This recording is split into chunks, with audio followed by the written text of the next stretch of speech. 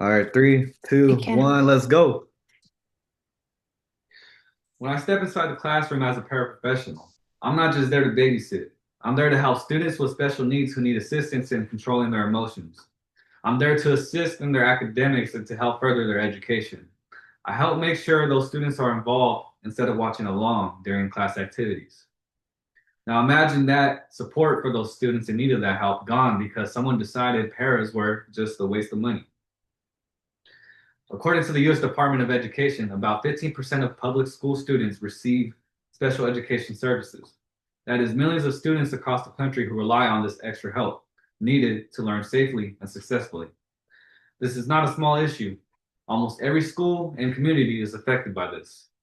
I currently work as a para, so this issue really hits close to home for me. Today, we will be going over why school districts must not only protect, but also strengthen para positions in special education instead of cutting them. First, I'll break down the problem created when paras are cut off the picture. Second, I'll explain what might be the causes of these cuts. And finally, I'll share the solutions that can help protect these important roles in schools.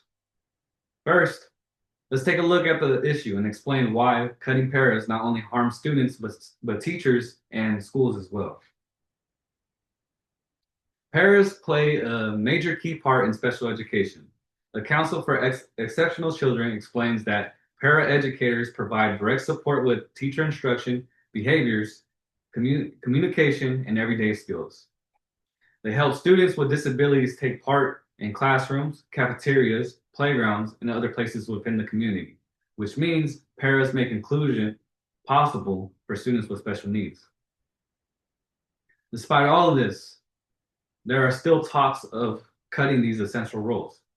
In October of 2025, there was an article on the National Education Association website. It explains that the US Department of Education had already made big staffing cuts and then used the shutdown to eliminate even more positions, especially those in special education. Around 15 billion in funding tied to the IDEA. In that same article, NEA President Becky Pringle warns that firing nearly all federal special education staff turns its back on 7.5 million children with disabilities. Now, this might sound like just a federal government problem, but this does not just stay in Washington, D.C. You see, when federal oversight and support are gutted, states and districts are left to figure things out on their own with less money and less guidance. Under that type of pressure, they start looking for places to cut funding. Para jobs often end up on the chopping block because people don't understand how essential these roles really are. I have seen what those cuts look like when a child with an IEP is not getting the help and assistance they need. In a PE setting, I might support a student who gets overwhelmed by loud noises like whistles going off or when there's shouting and constant movement going on in a PE activity. When I am there, I can explain directions in a more calm way that the student understands, in an established way where the student feels comfortable and safe. Without that support, the student is more likely to shut down, have an outburst, get hurt, or possibly hurt others. The teacher cannot be everywhere at once. That's where people like me step into the picture. We are an extension of the teacher. So the problem is clear. When paraprofessionals are cut, students with disabilities lose the adults who help keep them feel safe, engaged, and included. Now, you might be asking yourself this: if paraprofessionals are so important, why do their jobs always seem to end up on the chopping block? Let's let let's take a let's look at to let's look at the causes and as to why that is. There are two major causes. The two causes are underfunding and misunderstanding. The first cause is underfunding.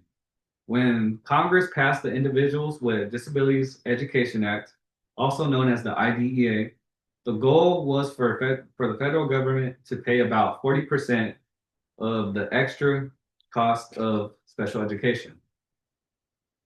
But according to the National Education Association, the federal government has never reached that level. It has always stayed low, way below the promise for many years now. That means states and local districts must cover the rest. And when money is tight, they start looking for positions to cut out the picture. Paraprofessionals often become the easy target. The second cause is misunderstanding of what paraprofessionals actually do. Some people think that paras are just extra hands, helpers who can be removed without much impact to the classroom or school. But research in special education journals shows something very different.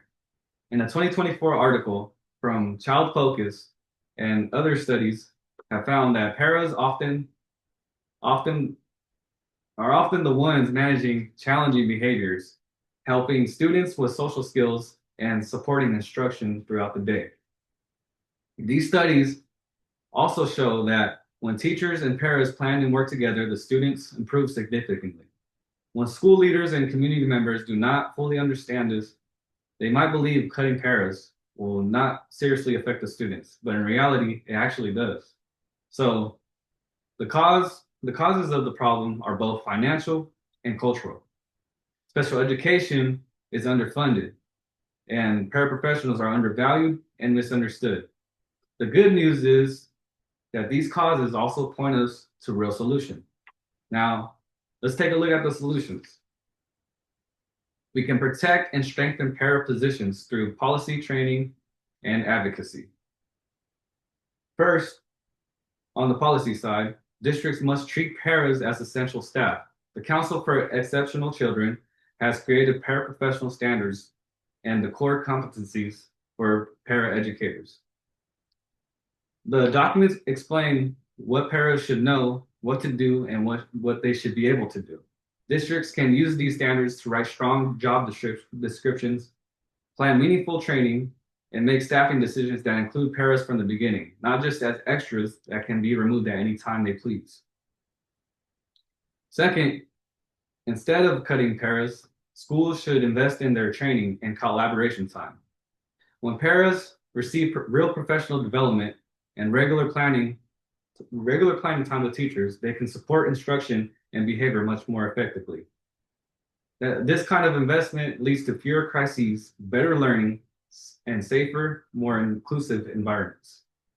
I see this within my own experience. When a teacher takes time to plan with me before class, we are better prepared and the students have a much more productive and positive day. Third, we need advocacy. Parents, teachers, paras, and even students can speak up. They can attend school board meetings, email board members, and share real stories of how paras help students succeed. As a para who assist in an inclusive PE class, paras are not optional. We are an essential part of the classroom. Paras are my partners.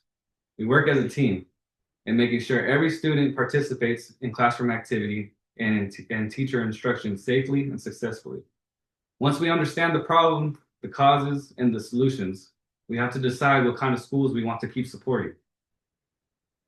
We have seen that cutting para positions in special education is a serious problem. It removes essential support for students with disabilities and puts extra stress on teachers and schools. The causes include long-term underfunding of special education and lack of understanding of how important paraprofessionals really are. But there are real solutions.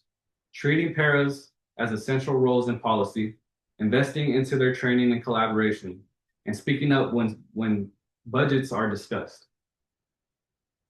My thesis again is this: we must protect and strengthen paraprofessional positions in special education, not treat them as expendable positions.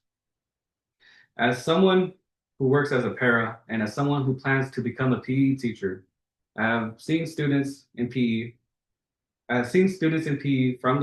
move from the sidelines to fully participating on the field because a para was there to support them.